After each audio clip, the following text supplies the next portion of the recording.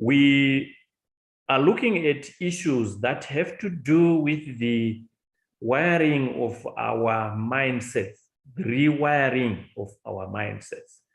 Because as we develop academically, our mindsets tend to be wired in a particular way, to think in a particular manner, and that determines the way in which one responds to difficulties or challenges of life. Bearing in mind that life is all about dealing, handling, and solving complex problems that we face in life. So if we've got some challenges, it means we have to deal with them and we have to solve problems that are associated with that. But the seat of solutions is the mind.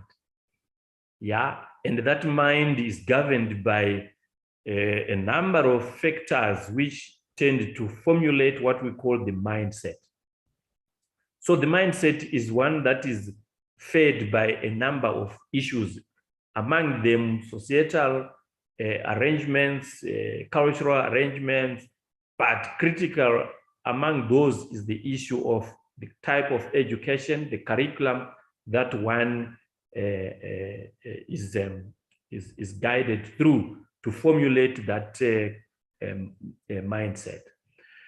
So yeah, last week we also saw that there's need to create an abundance perspective, an innovative or solutions perspective, a possibility perspective, a digital perspective, among other critical perspectives which are very important in terms of solving problems. Why is that important?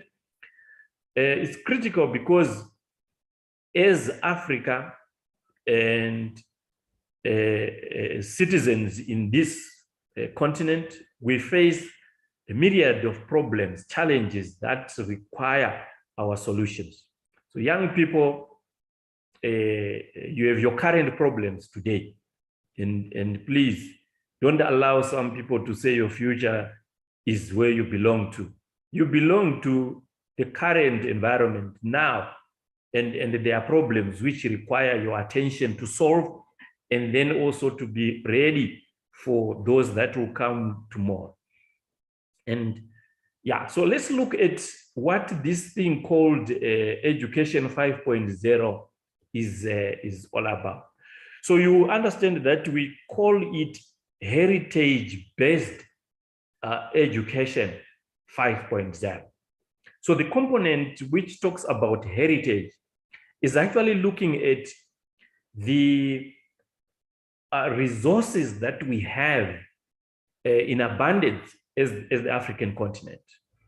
We do have perhaps over 65% of untapped biodiversity on the African continent. We also have huge deposits in terms of minerals which are found underground. We have huge forests, we have huge animals, number of animals.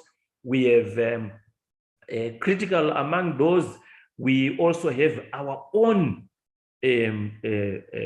human capacity as Africans. And when we collect all that, we identify what we call our heritage. We also look at what we call our posterity, the things that we can then say, these we have been able to maintain them, keep them, we've been good stewards, and now we want to pass them over to the next generation. That's our posterity. So our responsibility as human beings is to make sure that we create value around this heritage by making use of it, extracting it, adding value to it, and then being able to pass it on to the next generation.